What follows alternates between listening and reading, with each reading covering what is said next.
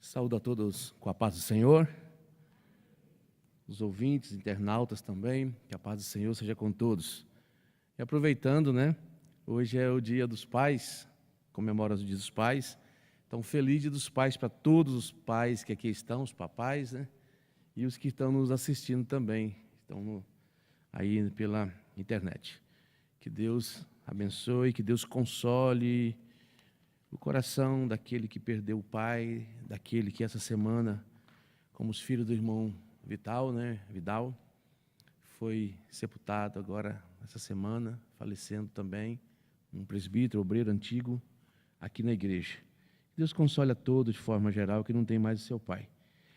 O segundo domingo de agosto é o dia que comemora no Brasil, Existem datas diferentes em cada país, tem outras datas, Os Estados Unidos mesmo é junho, se não estou enganado, terceiro domingo, e assim por diante, vai mudando a forma e os dias de comemorar de acordo com a tradição de cada país.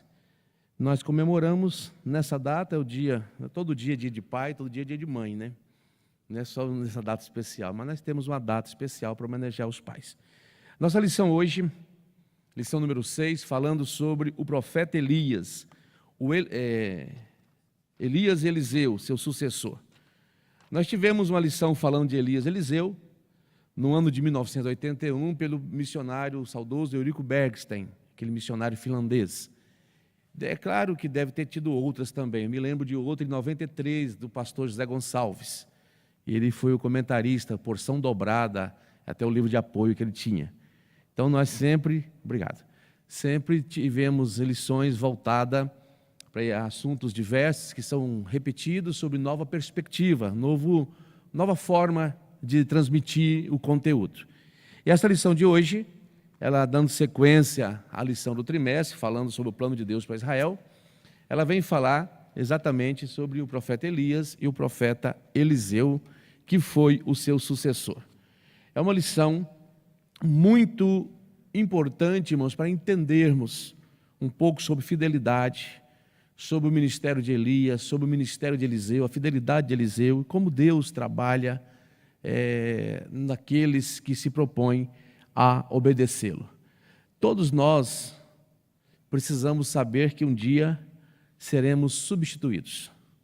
Todos nós temos não vou dizer um prazo de validade, mas a nossa atividade ela tem um prazo de validade. A gente não vai ser substituído do seio familiar, ninguém vai substituir um pai.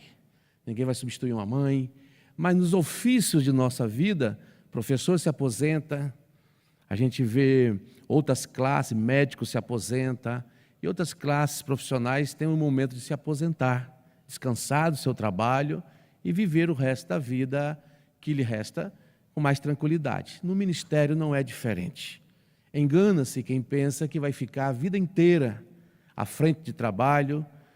Temos que sempre está pensando em um sucessor, alguém para estar junto, alguém para estar à altura, alguém que esteja preparado para nos substituir.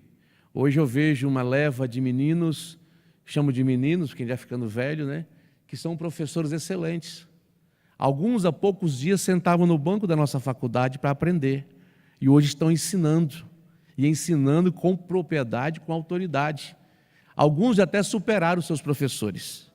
Professora Rosângela? Professora irmã Cidinha? Tem professores aí lecionando, já superou nós, professores, Rosângela, há muito tempo, Pessoas que foram alunos da Rosângela, meus alunos, que já estão bem à frente. Assim é a vida. Uma geração vai, uma geração vem. E a obra de Deus não para. A obra de Deus não vai parar. Ela vai continuar até para todo sempre, até o dia do arrebatamento da igreja aqui na terra, e continuará no céu da forma como Deus tem preparado.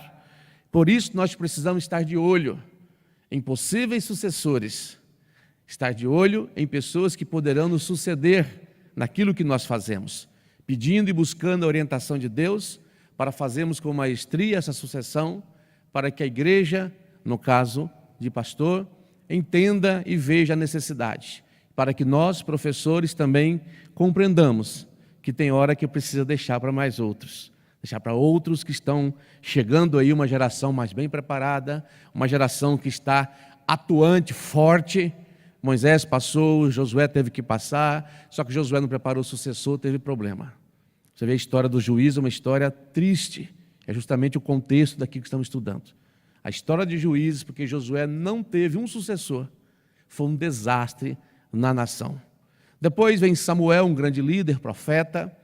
Aí funda-se então a nação de Israel como um reinado, colocando Saul para ser o primeiro rei.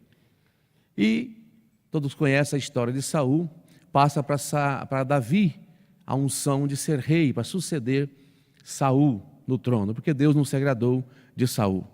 E levantou Davi, um homem segundo o seu coração. Davi reinou, procurou unir as 12 tribos, e chega a vez de Salomão.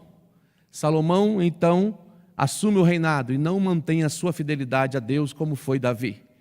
Começa a entrar em idolatria com seus casamentos mistos, com seus acordos políticos.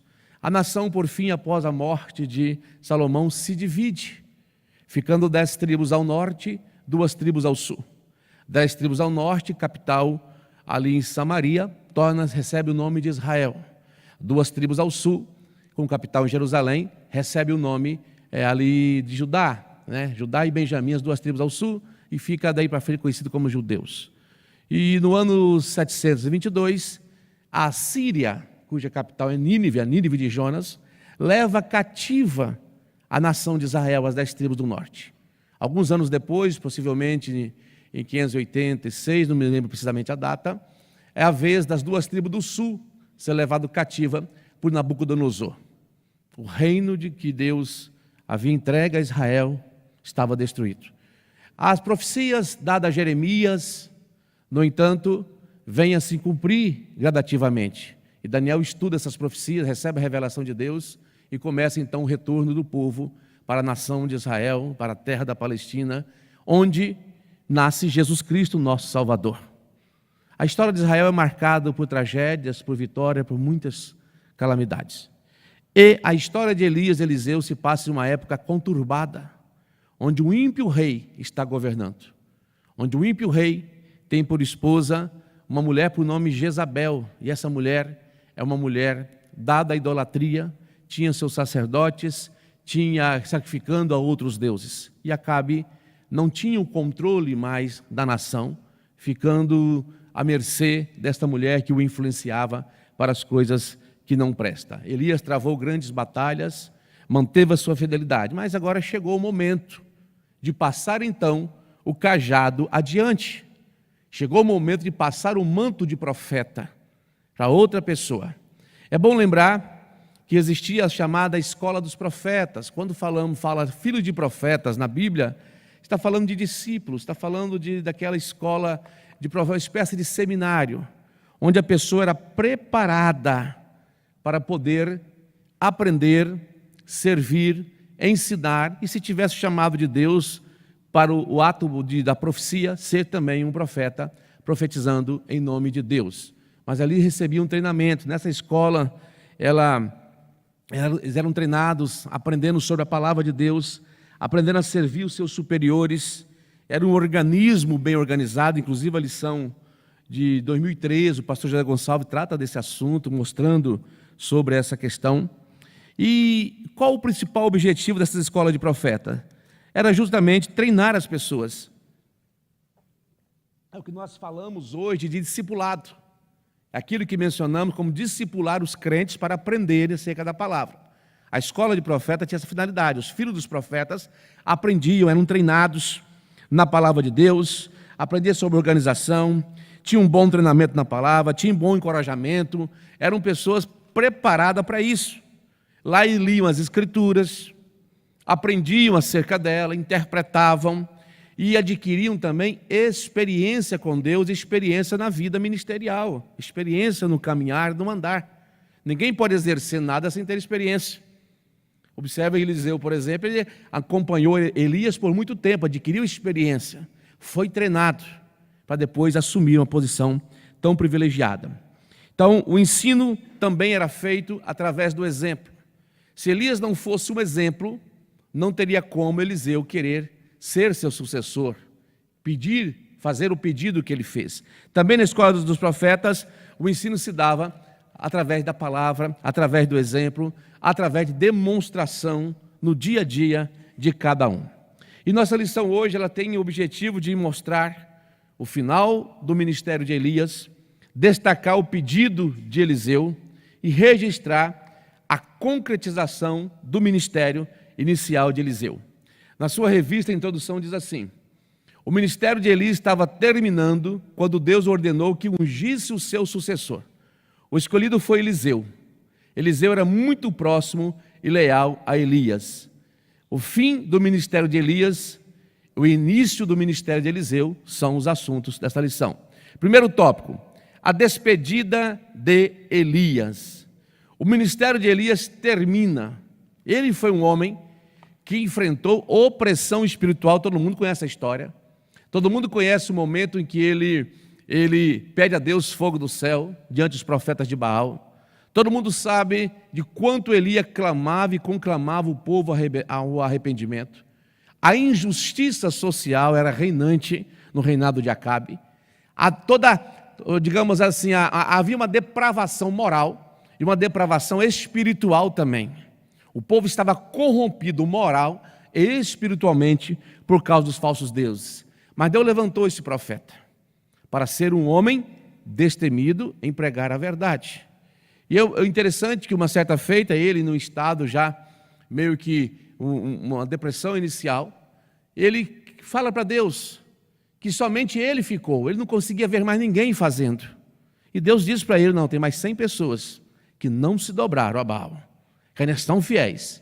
Mas o interessante, que embora Deus dê testemunho dessas 100 pessoas, e segundo a tradição judaica, essas 100 pessoas foram sustentadas em uma cova. A Bíblia fala de profetas que foram alimentados ali com pão e água, homens de Deus. Foi uma pessoa por nome Obadias quem o sustentou. Vindo depois disso a morrer e contraiu uma grande dívida, razão pela qual a viúva, quando tinha seus filhos para serem entregues à escravidão, ela diz: olha, meu marido, teu servo, sempre foi homem fiel a Deus. E Deus fez um milagre na casa dela. Então, quando você conhece esses contextos históricos, fica mais fácil entender o porquê acontecem milagres também, porquê acontecem as coisas. Mas uma coisa que me chama a atenção, que embora o profeta Elias, fiel a Deus, e Deus disse a ele: tem 100 pessoas, essas pessoas não se dobraram, mas essas 100 pessoas não aparecem. Essas 100 pessoas não têm nenhum registro de algo que elas fizeram, a não ser comer, né? Não tem nada, não fala que ela fez algo. Isso leva para nós uma indagação. Nós temos uma igreja grande, nós temos uma igreja onde muitas vezes os líderes, superintendentes, demais líderes de setores e pastores precisam contar com mais pessoas. Há pessoas fiéis na igreja, mas também não se dispõem a fazer nada.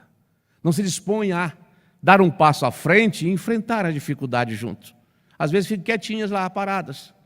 São fiéis a Deus, não resta dúvida, mas não se despontam, não se propõem a fazer. Deus quer mais do que fidelidade. Deus quer que nós tenhamos atitudes também.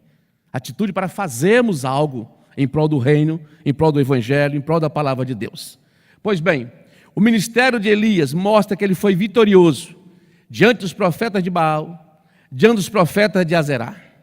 Foi ousado em repreender e aconselhar os reis. Ele não se omitia de falar a verdade com os reis. Ele falava e ensinava a verdade. A verdade incomoda, irmãos. A verdade nos incomoda, nos inquieta. E ele falava para o rei o que precisava ser dito. O rei não gostava, muito menos Jezabel. Ficava indignada, irada com aquilo que ele fazia. Deus usou o profeta Elias para não chover. Deus usou o profeta Elias para tantos outros milagres registrados na Bíblia. Você observa que ele foi um servo de Deus, mas não estava isento de passar por lutas, de passar por provações. Não esteve isento de passar por dificuldade, mas Deus sempre o sustentou, Deus sempre o acalentou, Deus sempre o atendeu, porque ele trabalhava com afinco de agradar a Deus, primeiramente a Deus. As demais coisas são secundárias. Se eu trabalhar com o propósito de agradar os homens, irmão, não vou conseguir agradar todo mundo. São muitas pessoas diferentes, com manias, gostos e jeitos diferentes. Eu tenho que propor, primeiramente, agradar a Deus. Ele acima de tudo. E nós temos que procurar nos adequarmos àquilo que a liderança está pedindo, aquilo que a liderança está fazendo. Por exemplo, vou dar um exemplo de sala de aula. Cada professor tem sua metodologia de trabalho, tem um jeito diferente de expor a sua aula. Não dá para o professor se adequar a cada aluno, mas os alunos podem se adequar ao professor. A mesma coisa na igreja. Não tem como cada líder, cada pastor se adequar a todo mundo, mas nós temos que nos adequar ao pastor, à liderança que está colocada à frente. E nós encontramos, primeiramente, a preocupação primordial de Elias é agradar a Deus. Agradar a Deus, fazer a vontade dele. Segundo subtópico 1, um profeta com grandeza, segundo subtópico, segundo ponto, né? Alguns colocam, os mais antigos, né? Subtópico do tópico 1. Um profeta com grandeza e alma. Embora Elias seja considerado um dos maiores profetas do Antigo Testamento, a ponto de aparecer no Monte da Transfiguração, lá onde apareceu Moisés e Elias, transfigurando lá para Jesus, ele não proferiu nenhuma profecia de longo prazo, ele não escreveu nada. Não tem nenhum registro escrito pelo profeta Elias. Isso mostra para nós que a grandeza, irmãos, não está naquilo simplesmente que fazemos, não é medida por isso, mas pela integridade que nós temos diante de Deus. É por isso que no tribunal de Cristo há muitos que fizeram muito, mas serão reprovados. As suas obras serão como palha, porque a motivação não era para agradar a Deus, e serão queimadas como palha. João o Batista também não escreveu nada. João o Batista não fez nenhum milagre. E Jesus o chama de o maior dos profetas.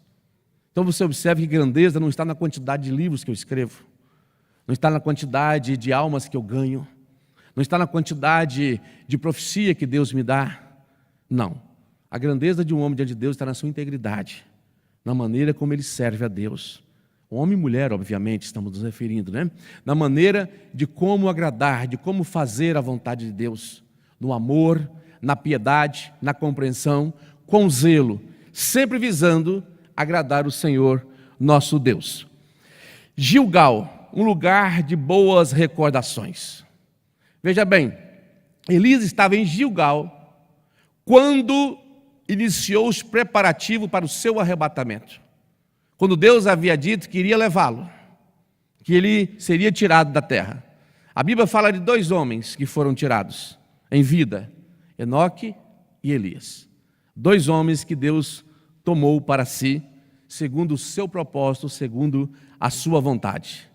E ali em Gilgal já houve grandes acontecimentos marcantes na história de Israel.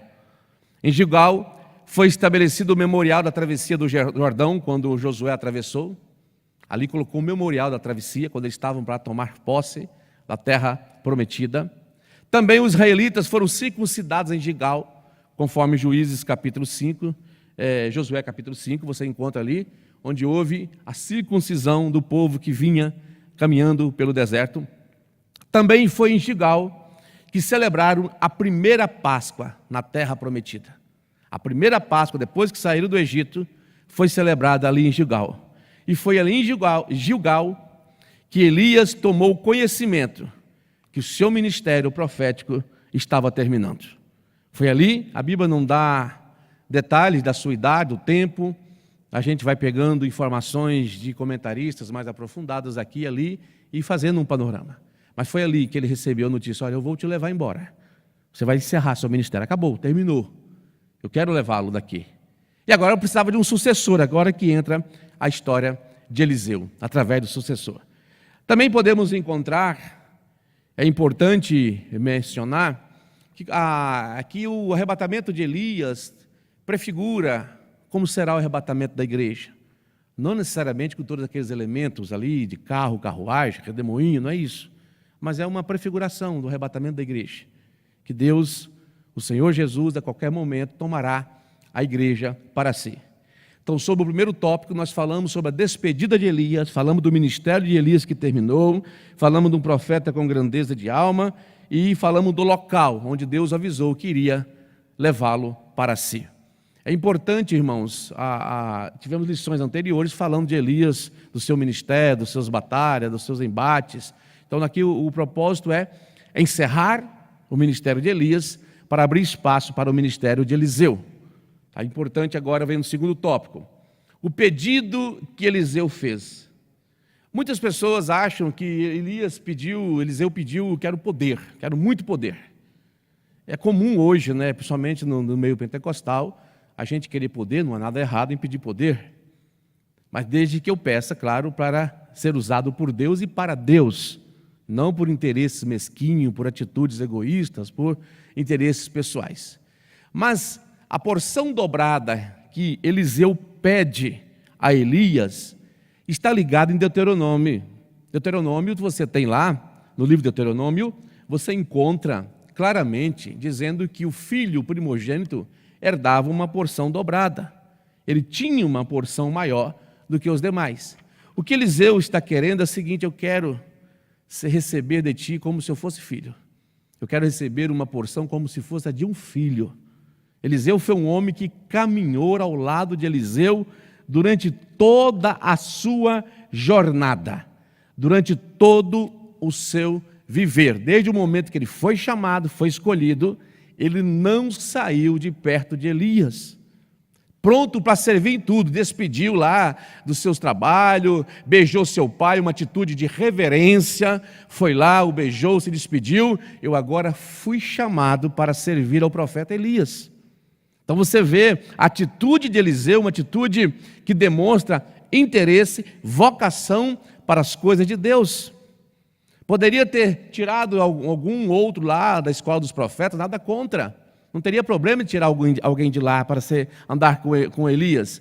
Mas Deus, aprove a Elias chamar Eliseu. Foi desta forma que Eliseu entra no convívio da vida de Elias. Irmãos, se você aprende andando com o seu pastor, andando com o seu líder, com o seu professor, alguns anos da sua caminhada escolar, imagina quem andou com Jesus, obviamente aprendeu muito, imagine quem andou também com Elias, aprendeu, quem andou com Moisés, quem andou com seus líderes na Bíblia. E Eliseu aprendeu com Elias, porque não basta nós ensinarmos, o mais difícil é procurar ser um exemplo. Ser um exemplo é o mais difícil. Isso pesa para nós, principalmente aqueles que ensinam, aqueles que estão ministrando, porque as pessoas nos olham, as pessoas nos veem, e temos também que aprender a ser um exemplo. E Elias foi um exemplo. Elias foi um exemplo. Irmão, ser profeta naquele tempo não era uma coisa banal como nos dias de hoje. As pessoas se auto-intitulam profetas. Porque profetizou uma ou duas vezes, acha que é profeta. Ser profeta é uma renúncia total. Ser profeta é você renunciar ao seu querer, à sua vontade. Ser profeta não é falar meia dúzia de palavras para agradar pastor, não. Aqui tinha muito disso, né? Pessoas que gostam de profetizar para agradar pastor, para agradar quem está à frente. Deus manda falar 3 palavras, ele fala as 3 que Deus mandou e coloca mais 20 que Deus não mandou. Só para poder se dar bem, para poder se projetar. Ser profeta é falar a verdade, como Natã, quando necessário. Ser profeta é uma renúncia total, não é fácil. Alguns não puderam, alguns profetas, você entender, é bonito ser profeta, é bonito o nome profeta, eu sou profeta de Deus, mas é muito mais do que ter título. É uma vida íntegra, é entregue na mão de Deus. Você encontra os profetas na Bíblia, ser profeta na Bíblia é falar em lugar de Deus, ou seja, você é o porta-voz de Deus. Você está sendo o porta-voz de Deus da terra. Então você precisa ser nas palavras e no exemplo. Quantos profetas de Deus que se desviaram você encontra na Bíblia Sagrada? Mas você encontra homens que foram fiéis.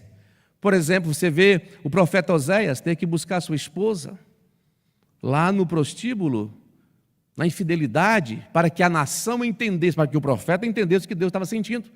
Se Deus estivesse alegre, o profeta entregava a profecia alegre. Mas se Deus estivesse entristecido com a nação, ele também tinha que ser entristecido. Ele tinha que ser triste. Ele tinha que entregar a profecia de forma triste. Se estivesse irado, de forma irada, e assim por diante. Era como se fosse a personificação daquilo que Deus estava sentindo. Você encontra, é tão dura essa questão de ser profeta, que Jeremias um dia disse assim para Deus: olha, Senhor, tu me iludiste. Tu me iludiste e iludido eu fiquei. Em outras traduções diz assim: tu me seduziste, tu me induziste, e eu fui induzido por isso.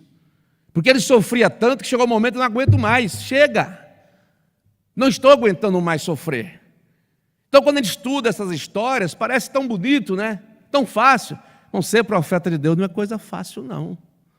É coisa que exige muito do ser humano, enquanto pessoa, enquanto servo de Deus. Então, ao olhar uma história de Elias, parece bonita, né? Quantos Baals nós nos curvamos durante nossa caminhada de fé? Quantos Baals nós nos curvamos, nos submetemos na nossa caminhada? Estudar história, irmão, se ficou só para pegar história, é história. Nós temos que estudar e extrair exemplo para a nossa vida. Elias não faltou com a verdade. Elias não negligenciou o princípio da adoração e temor a Deus. A Deus toda a honra, a Deus toda a glória. Esse foi o princípio que regiu a vida de Elias. Outros profetas poderiam até, vamos deixar quietinho, né? É o rei Acabe que está permitindo que sacrifique lá nos altos. Não vamos mexer com isso não, deixa para lá. Vamos ficar tudo tranquilo. Não, irmãos, com a palavra não se negocia. Com a palavra não tem acordão. Com a palavra não tem esse negócio de fazer meia culpa, de falar, não, eu estou compreendendo, não. A palavra é reta, por isso é espada. Corta para todos os lados, corta cá para cima e lá para baixo. Não tem meio termo com palavra. É interessante, é por isso que Deus não faz acepção de pessoas, irmãos. Para receber o Espírito Santo, Deus não olha se é homem, se é mulher. Deus trabalha a todos iguais. E a palavra trata a todos iguais. É claro que, embora iguais diante de Deus, a alguns Deus confiou responsabilidades, confiou ministérios, entregou dons, conforme está em Efésios. Em outras partes das Escrituras, dons para a edificação da igreja. Então, seja você alguém usado no evangelismo, alguém usado para pregar, para ensinar, alguém usado em profecia, tem que ser exercido com sinceridade para agradar a Deus, e somente a Deus, respeitando, obviamente, as hierarquias institucionalizadas, desde que elas não ultrapassem o limite da palavra. Porque a partir do momento que essas hierarquias ultrapassaram o limite da palavra, você tem o dever de não obedecer aquilo que está além da palavra, aquilo que não é bíblico, aquilo que não é para a boa ordem, o bom princípio da palavra. A mesma coisa acontece aos Baals que nós nos curvamos hoje. Nós nos curvamos aos Baals do Estado. O apóstolo Paulo é bem claro em dizer, se o Estado não promove justiça a ponto de beneficiar o bom, e prejudicar ou dar o castigo devido, pagar o que é devido, aquele que pratica o mal, punir o mal, esse Estado já perde a legitimidade diante de Deus. Por isso que Francis Schaeffer ele diz claramente, se o Estado não promove o bem, se o Estado não faz o que é devido, cabe a nós protestarmos, cabe a nós nos impormos contra os desmandos e as atitudes anticristãs, as atitudes que são contra a palavra de Deus. Às vezes nos calamos. O profeta Elias não se calava. O profeta Elias não estaria hoje de boca fechada com os descasos que andam acontecendo na nação brasileira. O profeta Elias não ficaria de cabeça baixa, embasado em um texto de Romanos mal compreendido, dizendo, deixa do jeito que estão. Não, ele seria uma voz ativa na sociedade, falando das injustiças, falando daquilo que está acontecendo. Porque a igreja ela não pode perder também a voz profética na sociedade. Porque hoje, o que acontece com algum dos nossos irmãos, em algumas partes do Brasil, não é contra ele a perseguição, é contra os valores que eu e você defendemos, é contra os valores que nós pregamos. E vai chegar até nós, depois que estivermos totalmente divididos, colocados de escanteio nos guetos das ideologias. Aí sim, não teremos mais força, mas enquanto ainda somos uma grande nação evangélica, temos que nos unir. Um profeta não se cala perante rei, um profeta não se cala perante governadores, um profeta mantém a sua fidelidade a Deus acima de tudo. Daniel viveu na corte, sendo escravo, possivelmente o eunuco, entre os eunucos ali de Nabucodonosor. Aprendeu tudo o que podia sobre de sabedoria, de ciência, ali dos babilônicos, mas não se contaminou. Sempre manteve a sua fidelidade, desde moço, desde rapaz. Não é o meio que vai me contaminar, é a minha fragilidade de fidelidade a Deus é que vai me permitir ser contaminado. Se eu sou fiel a Deus, em qualquer lugar que eu estiver, vou manter fidelidade. E Elias foi o exemplo disso. Elias podia se dar bem, não podia? Podia passar, não, deixa para lá, chega, cansei, vou profetizar coisas boas. Jeremias poderia ter se dado bem. Você tinha de um lado os profetas que profetizavam só bênção para o rei.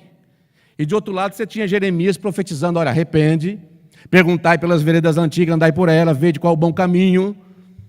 E todo mundo dizia para ele, você vem importunar, você vem incomodar. Nós somos o povo da promessa, você está atrapalhando. É a mesma coisa hoje. Não é diferente, você tem de lado um grupo que quer profetizar só bênção. E tem outro grupo que chama para a responsabilidade de vida cristã. Para a responsabilidade moral, para a responsabilidade espiritual. Ser profeta, irmãos, é muito mais do que proferir palavras na igreja. É viver, é falar, é se colocar como porta-voz de Deus para quaisquer necessidades que venham a surgir na nossa vida, na nossa caminhada diária. Se fosse fácil, todos nós seríamos profetas, mas não somos. Continuando então. Agora para Eliseu, que manteve a sua fidelidade. Segundo tópico, primeiro subtópico. Eliseu pediu porção dobrada, já falamos sobre isso. Então veja bem, antes de Deus levar Elias um redemoinho no céu, ele mandou o profeta fazer uma viagem a Gilgal, o profeta não foi. Ele disse a Eliseu que ele não precisava ir, mas Eliseu respondeu, não te deixarei. Ou seja, Eliseu ficou do lado de Elias todo momento, porque a condição para ele receber o seu pedido era, se você conseguir vir, enxergar a hora que eu for tomado, você vai receber. E ele ficou ali, pronto, em todo lugar. Não, eu vou contigo. Não precisa não, pode ficar aí, eu vou também. Isso é voluntariedade para servir, irmãos. Voluntariedade para estar perto, porque a bênção é muito maior do que está vindo aí. Eu vou ficar do lado de Elias, porque a bênção que vem para mim é maior. Eu quero essa bênção, quero servir como Elias, eu quero servir como ele, eu quero ser profeta como ele. É importante e nós estamos vivendo uma geração, pastor Silas, que muitos jovens não querem ser obreiros. Muitos jovens não querem mais ser obreiro, muitas mulheres não querem casar com o obreiro. Tem pessoas que, quando vai namorar um rapaz e vê que ele tem inclinação ministerial, tem moça que não quero saber desse negócio. A mesma forma, por quê que muitos jovens que no passado almejavam ser um pastor, almejavam ser um ensinador, um pregador, hoje não querem? Será que nossos exemplos não estão influenciando esses jovens? Será que a minha conduta não está influenciando? Não tenho uma resposta, estou lançando uma pergunta. Seria muito bom se cada jovem desejasse, eu quero também ser. Eu quero ser um ensinador, quero ser um pregador, quero ser um instrumento de Deus. Quero servir a Deus com fidelidade. Isso é muito importante para nós. Saber que podemos inspirar pessoas a servir a Deus. A porção dobrada, quando Elias percebeu que Eliseu realmente não o deixaria, em razão da sua lealdade e companheirismo, lhe deu o direito de pedir qualquer coisa. Agora vem o pedido, pede qualquer coisa. Pode pedir, eu vou te dar. E a sabedoria de Eliseu foi, eu quero porção dobrada, o teu espírito. Elias diz, olha, dura coisa me pediste. O que você pediu foi muito difícil, mas se você me ver subir, você vai receber. E Deus assim o concedeu. Então veja bem, o que realmente Eliseu está pedindo na sua lição, segundo o subtópico do tópico 2, diz assim, o que realmente Elias está pedindo? Em Israel, 2 partes de uma herança eram para o filho primogênito. Deuteronômio 21, conforme eu falei do início. Assim Eliseu estava pedindo para ser herdeiro de Elias, ou seja, para ficar no lugar dele como profeta. Olha, eu não quero só ser um profeta, eu quero estar no seu lugar. Eu quero se substituir como profeta. Você está partindo, está indo, agora eu quero ficar no seu lugar. Eu quero lhe pedir, não é para ostentação não, de maneira nenhuma. Ele pediu porque queria servir a Deus. E Paulo fala que quem deseja o episcopado, excelente obra deseja. E tem os requisitos lá, para você que deseja. Não tem nada de errado desejar. Não tem nada de errado almejar. Você não pode ambicionar segundo as suas concupiscências. Você não pode desejar segundo sua carne. Mas desejar para agradar a Deus, para servir a Deus, para fazer as coisas de Deus, não tem nada de errado. É coisa louvável fazer tal coisa. É coisa admirável. Eu teve uma época da minha vida que eu espelhava tanto o meu pastor, que eu fazia terno igual dele.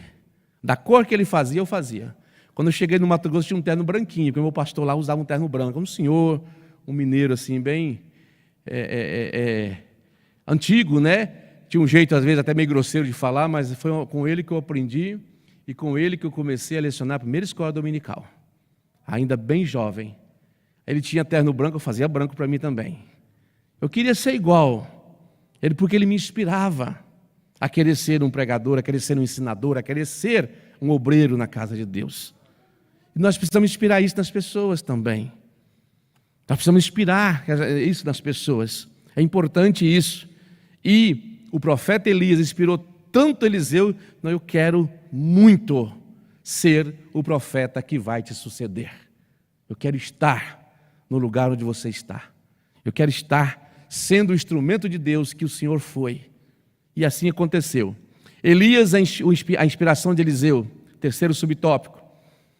Para receber o que pediu, Eliseu não poderia retirar os olhos de Elias. As melhores oportunidades para aprender e crescer ministerialmente acontecem quando podemos nos espelhar em alguém que realmente serve a Deus com amor e fidelidade.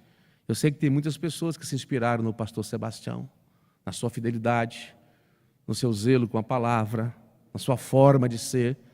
Muitas gerações se inspiraram. Amém. Graças a Deus por isso. É importante você ter um referencial. Eu fico triste quando os referenciais mudam. Por exemplo, nós tivemos uma leva aí de referenciais que estavam ligados ao Camboriú. E referenciais de pessoas que não têm compromisso de palavra. Uma boa parte não tem compromisso com a palavra. Buscavam referenciais em pessoas que não pregam a palavra. Pregam a mensagem motivacionais, pregam coaching, fazem malabarismo com a retórica, são bons de retórica, mas não têm compromisso, não pregam palavras. E com isso muitas heresias veio para o nosso meio, muitos modismos veio para o nosso meio e muitas heresias. O evangelho verdadeiro, irmão, não tem nada que para ele, nada. Porque ele vai levar você a ter um contato com Deus e viver para Deus, não viver uma vida de qualquer maneira. De maneira nenhuma. Hoje os referenciais estão sendo, há tem algum tempo que a gente vem alertando a igreja, em vários lugares que eu passo. Cuidado com essas literaturas calvinistas. Cuidado com esses youtubers calvinistas. A maioria dos nossos obreiros, pastor Silas, não tem o preparo adequado para ler literaturas de Hernán Dias Lopes, de Nicodemos e companhia. Ele segue uma vertente contrária àquilo que nós pregamos, àquilo que nós ensinamos enquanto pentecostais. E muitos estão agora querendo ensinar a igreja através desses ensinamentos. Ah, mas não posso aproveitar. Claro que podemos aproveitar, sim. Aproveitamos escrita até de católicos, tem muitos teólogos católicos bons. Essa não é a questão que eu me refiro é o seguinte: nas convenções nossas, compram pilhas de livros de doutrinação calvinista, e esses livros vão para as prateleiras dos pastores, que não têm formação adequada para distinguir o que serve e o que não serve. Um dia desse, uma escola dominical nossa, levanta um obreiro e repreende o professor, dizendo assim: não, segundo Hernán Dias Lopes, esse assunto é desta e desta maneira. O que o professor vai fazer? O pastor que está repreendendo ele. O professor, em respeito, sentou-se. Mas o pastor estava errado, porque não é segundo Hernán Dias Lopes, ele não é pentecostal. Ele não crê no batismo com o Espírito Santo como eu e você. Ele não crê na atualidade dos dons como eu e você. Então nós temos que ter, irmãos, entender a necessidade da igreja. Hoje as coisas estão se agravando. O referencial de nossa juventude não pode ser essas pessoas. O referencial de nossos jovens, por que muitos jovens estão hoje mergulhados em outras denominações calvinistas? Porque às vezes falta para ele o devido ensino. Falta para ele alguém que ele se espelhe. Nós somos amadores quando se trata de mídia. Quando se trata de fazer apresentação em um programa, não sabemos fazer direito. Quando se trata de fazer apresentação no YouTube, não sabemos. Mantemos um canal na força, na marra, na coragem, mas não temos habilidades técnicas necessárias. Eles têm. Eles estão anos à frente da gente. Então falta-nos. E por isso acontece de muitos nossos jovens se espelharem nesses youtubers, nessas literaturas, e acaba saindo ou contaminando o nosso meio, trazendo discórdia daquilo que é a sã doutrina pentecostal que nós pregamos, contrariando a sã doutrina que nós pregamos. Então temos que procurar ser uma influência, ser um exemplo na igreja e no meio de comunicação também. Porque muitos que não estão aqui estão nos assistindo, estarão nos vendo. Então nós temos que ser esse referencial. Temos que buscar pessoas que possam produzir com qualidade, para que possamos apresentar algo bom também, para aqueles que estão do outro lado possam nos ouvir, nos assistir e se inspirar naquilo que pregamos, naquilo que ensinamos, porque nós temos a boa doutrina, nós temos um bom fundamento, nós temos a verdade do poder pentecostal, mas às vezes não sabemos expô-la adequadamente. Isso resulta infelizmente, em prejuízo para a obra de Deus. Então Elias foi a inspiração de Eliseu. Que nós possamos motivacionar, inspirar, despertar as pessoas para querer ser bons pregadores, bons ensinadores, bons pastores, lidando na obra de Deus. Terceiro tópico, no final deixo aberto uma pergunta, tá? Vou deixar a pergunta para o final. Eliseu toma a capa de Elias. A comunhão de Elias e Eliseu. Enquanto Elias e Eliseu caminhavam, eles conversavam, é comunhão, irmãos. Diálogo. Diálogo é o que acontece em Jesus no caminho de Emaús. Olha a comunhão de Jesus no caminho de Emaús com seus discípulos. E o texto bíblico de Lucas é bem claro. Ele expunha as Escrituras, ele fazia uma exegese, fazia uma explicação da Escritura sobre tudo o que estava escrito acerca dele. E o que aconteceu com os discípulos quando chegaram em casa, quando entenderam que era Jesus, bem sentíamos o nosso coração arder, quando ele nos expunha as Escrituras. Irmãos, crente que você lê a Bíblia, você expõe a palavra, e a pessoa não sente nada, tem problema na vida dessa pessoa. Se for preciso contar meia dúzia de anjos, meia dúzia de revelação aqui para você dar glória a Deus, tem problema na sua vida. A palavra que é poderosa, a palavra que penetra, até o indivisível, alma e espírito que não se separa, ela penetra. Jonathan Edwards, aquele famoso pregador do pecador na mão do Deus irado, conta-se a história que ele leu o sermão, como era de costume naquela época, todo mundo escrevia os sermões, por isso você tem um monte de sermões daquele tempo, e leu o sermão e o Espírito tomou conta da igreja de uma forma tremenda que atravessou séculos essa história. O poder está na palavra. Eu não preciso gritar para você sentir a palavra de Deus, o poder de Deus. É só você ouvir e ter afinidade com o Espírito Santo. Fala de comunhão. Quando há comunhão plena e verdadeira, você sente, quando a palavra é aberta, você começa a ver os mistérios de Deus sendo mostrado, seu coração arde. Seu coração se alegra, a lágrima cai, você glorifica a Deus, você fala em mistério com Deus. Comunhão. Elias e Eliseu tinham comunhão. Conversavam com as coisas de Deus, conversavam sobre a obra de Deus. Quantas vezes um falava para o outro das dificuldades, mas tinham comunhão, assim como Paulo e Silas tinham comunhão, assim como Davi e Jonatas. Comunhão é importante, tanto na nossa esfera relacional, quanto na esfera vertical. Se na esfera relacional é importante, na vertical é mais ainda. A comunhão com o Senhor é muito importante. E a comunhão de Elias e Eliseu, resultado de uma amizade sincera, reflete em nós a comunhão que deve haver entre nós irmãos, entre nós crentes, entre nós obreiros, a comunhão que tem que haver entre nós. É como está no Salmo 133, né? Quão bom e quão suave é que os irmãos vivam em união. É como óleo precioso sobre a cabeça, que desce sobre a barba de Arão e vai descendo. Fala da plenitude do Espírito Santo na vida das pessoas. E nós precisamos, irmão, comunhão não é só estar na casa do outro para comer, não. Embora isso seja bom também, né, pastor? Mas não é só para isso a comunhão. é comunhão de espírito, é comunhão de propósito, é comunhão de entendimento, é comunhão de objetivo.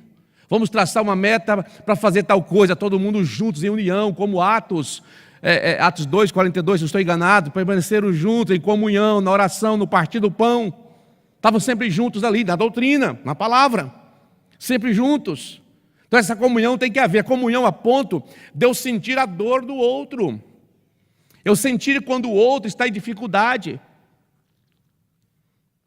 Eu preciso sentir essa comunhão. Quando alguém está passando por dificuldade, eu preciso sentir essa dor dentro de mim. Eu preciso sentir quando alguém é afastado da igreja por algum motivo. Eu tenho que sentir a dor. É um membro do meu corpo que está saindo, que está sendo retirado, que perdeu a comunhão, que está afastado. Eu tenho que sentir. Comunhão, quando nós estamos movidos pelo Espírito Santo, irmão, tudo isso pesa em nós. Pesa em nós. Eu conheço irmãos que Deus usa, né? A gente às vezes tem preconceito tem pessoas que têm preconceito com mulheres. Irmão, o Espírito Santo, ele não faz acepção de pessoas, homem e mulher. O mesmo Espírito que batizou para testemunhar, batizou homens, batiza a mulher para testemunhar. Tanto que na história da Assembleia de Deus, a primeira pessoa batizada no Espírito Santo é uma mulher. Tem livros contando 100 mulheres notáveis na história da Assembleia de Deus, que é tremendo. Toda mulher deveria ler, todo homem também. O que as mulheres fizeram em prol do Evangelho? O que eu quero dizer para você é que Deus não faz acepção de mulher e de homem. O Espírito de Deus usa todos. O mesmo Espírito que está na vida do irmão, está na vida da irmã. Às vezes nós fazemos distinção, mas entre nós e Deus não há distinção de homem e mulher, de pobre, de rico, de judeu, de gentil. Somos um corpo, um único corpo. É o templo, a casa de Deus somos nós. E às vezes temos mais zelo com parede de concreto do que com as pessoas, do que com o nosso irmão, com a nossa irmã. A casa edificada, cujo princípio fundamental e pedra de esquina é Jesus, e nós somos pedras vivas nessa grande construção sendo edificada. Assim é a igreja. Eu sou o templo, você é o templo, a igreja é o templo do Espírito de Deus, e não tem distinção, macho, fêmea. Tudo é para Deus. O homem faz distinção, mas Deus não faz. Por isso que o mesmo Espírito usa a irmã em profecia. O mesmo Espírito usa a irmã para pregar uma palavra. O mesmo Espírito usa uma irmã, usa um irmão para trazer revelação. O mesmo Espírito usa uma irmã para curar, impor a mão aos enfermos e curar. Imporão a mão nos enfermos não é para homem, é para quem serve a Jesus. Homem e mulher. Para quem serve o Senhor, na verdade, na santidade, na sinceridade. O Senhor opera em todos, segundo o beneplácito da sua vontade. Vamos à frente, tem um período para a apresentação. A capa de Elias. Elias deixou sua capa cair quando foi elevado ao céu. Capa não tem nada a ver de andrógenos humanos, diz aquilo outro que no passado as pessoas falavam. A capa está dizendo o seguinte: olha, estou deixando com você o meu ministério. Quando Elias chegava aqui, quando Eliseu chegava, isso aqui é a capa de Elias, todo mundo já reconhecia, ele é o sucessor de Elias. É o sucessor. Não tem o que fazer, não tem que fazer motim, não tem que criar contenda, confusão. O sucessor está ali. Foi colocado por Deus para o propósito que Deus tem, que eu e você nem sequer conhecemos. É Deus que coloca, é Deus que põe, é Deus que tira. Tudo é no tempo de Deus.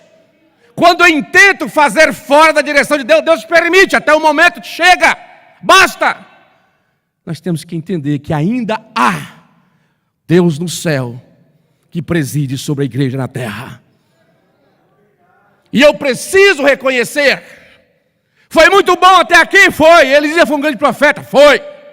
Elias foi homem de Deus, foi. Mas agora ele se foi. Temos agora o seu sucessor.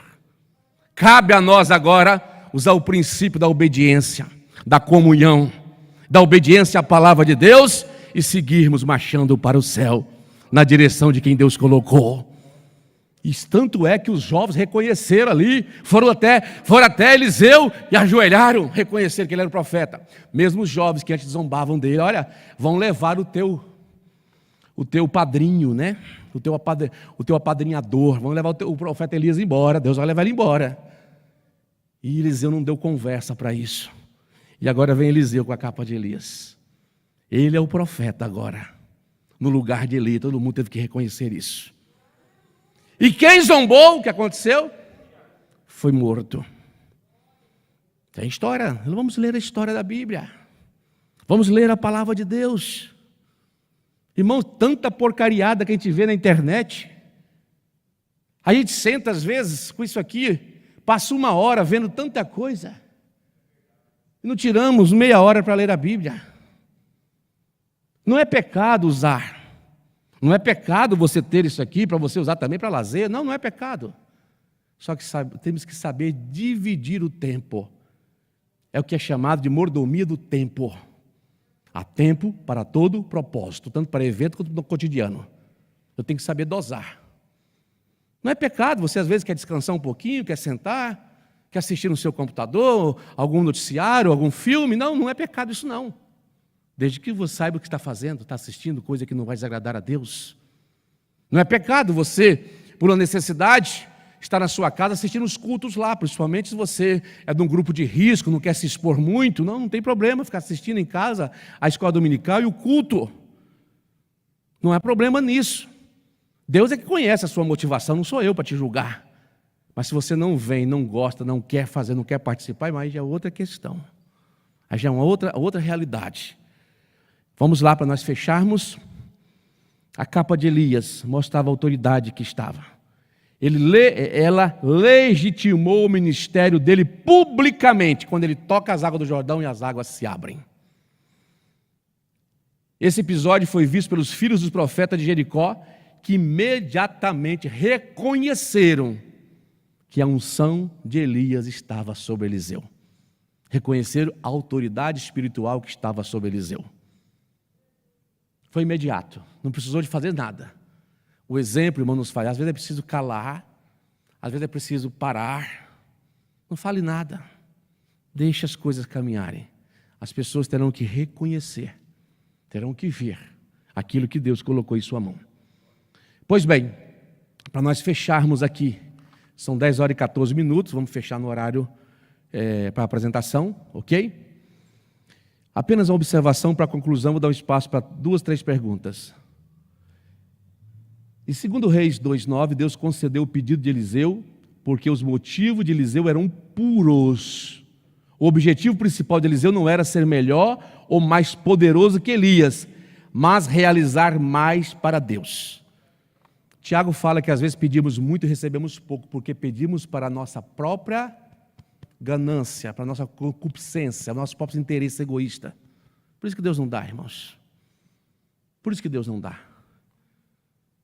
Eu estava indignado com a morte de uma amiga, a qual conheço desde quando cheguei no Mato Grosso. Estive no seu sepultamento e ouvi outras pessoas que oraram muito para que Deus restabelecesse a cura, para que Deus tivesse misericórdia. As perguntas ficam no ar. Por que Deus não ouviu? Não sei, eu não tenho resposta para isso. Pedimos, oramos, Deus ouve para alguns e não ouve para outros. Não sei. Não sei por que Deus não ouviu. Não sei por que Deus tem levado tantas pessoas do nosso meio. Eu não sei, eu não tenho resposta. Se alguém tiver, amém. Mas eu não vou ficar fazendo chutômetro e achismo, não. Não temos uma resposta de Deus para tudo que está acontecendo. Mas temos que entender que Deus é soberano acima de tudo. Quando nós clamamos, oramos, Ele não atende, nós dizemos, Senhor, Deus, mesmo assim, obrigado. Porque se tu fizeres, tu és Deus, se tu não fizeres, tu és Deus também. Isso não pode sair de nosso entendimento. Deus não vai atender tudo que nós pedimos. Não vai. Há muitas coisas que pedimos, não vai atender. Qual o motivo? Deus sabe. Deus conhece. Ele sabe. E pode ter certeza que na eternidade nós teremos essa resposta. Concluo a lição dizendo: O que identifica um profeta de Deus atualmente não é o uso de uma capa, mas um modo de viver, uma virtude, com suas virtudes e seu comportamento. Precisamos também ser exemplo para os outros, refletindo a imagem do Senhor, não somente nas palavras, mas principalmente nas ações. Irmãos, eu combinei com o superintendente 10h20 entregar. Então nós temos 4 minutos, 2 perguntas rapidinho, se alguém tiver. Se eu puder responder, responderei. Se alguém tiver, quem leva o microfone fica a postos. Ah lá, o irmão lá no pastor, se eu não me engano, do lado direito, à minha direita.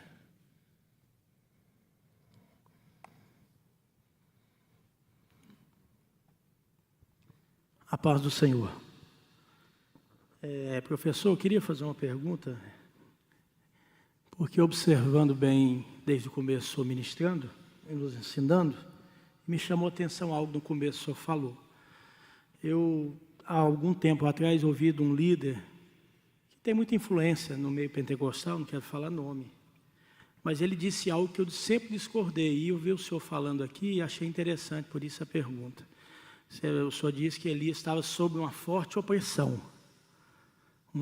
né, nesse tempo. E esse líder colocou que era uma depressão.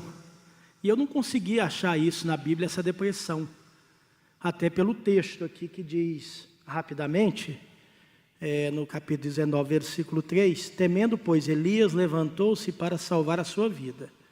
Começando aqui. Então ele, quando soube a notícia do mensageiro, levou para ele, que Jezabel mandou, ele temeu a morte, não foi Jezabel, eu acredito isso, né?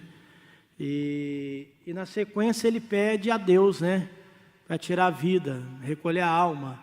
Quer dizer, ele não tenta tirar a vida dele, é o contrário da depressão.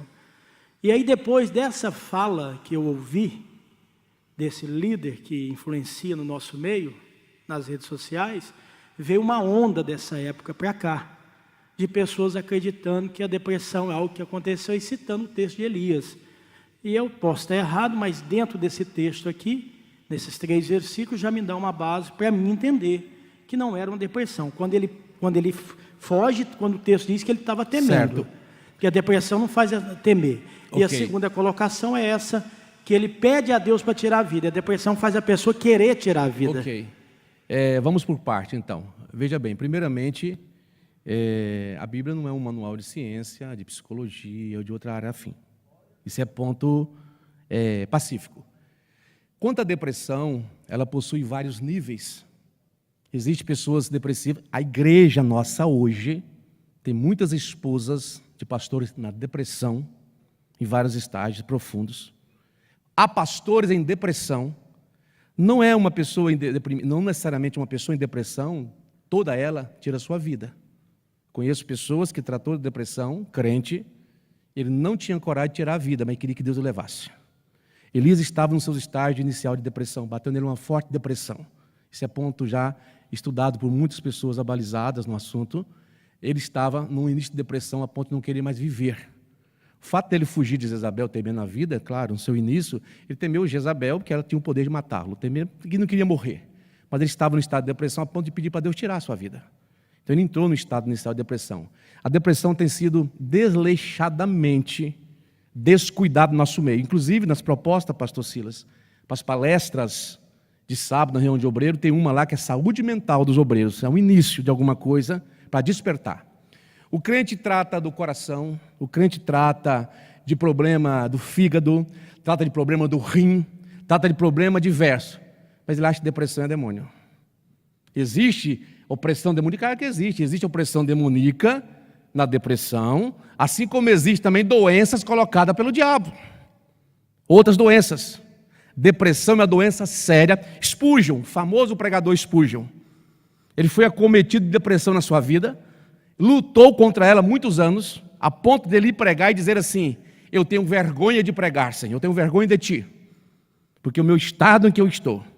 Então, depressão, irmãos, é doença, é sério. Isso é um assunto que precisa ser tratado em nosso meio com muita seriedade mesmo. Houve uma onda de pastores aí que até suicidaram. Existe esposa de obreiro que não tem alegria para nada, são deprimidos, são doentes à base de remédio, mas ficam com medo de trazer o caso à tona, de pedir ajuda, porque é visto como algo maligno. Mas a doença do seu coração não é maligna? Será que a sua obesidade, como a minha, que provoca um monte de doença, não é maligno também não? O diabetes não é maligno? Então nós temos mania de... Então, irmãos, cada um na sua área.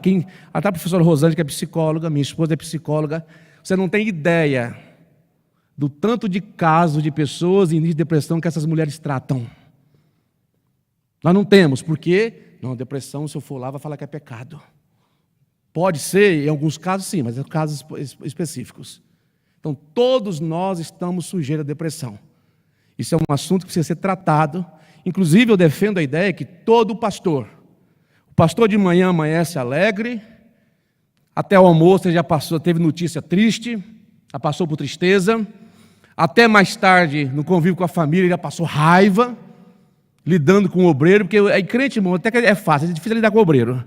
Então, veja bem, passou raiva com o obreiro, problemas diversos, à noite tem que estar em casa e tem que ensinar na igreja ainda. Isso vai dia após dia, ano após ano. O pastor precisa também passar por, de vez em quando, ir para um psicólogo, conversar, precisa de férias.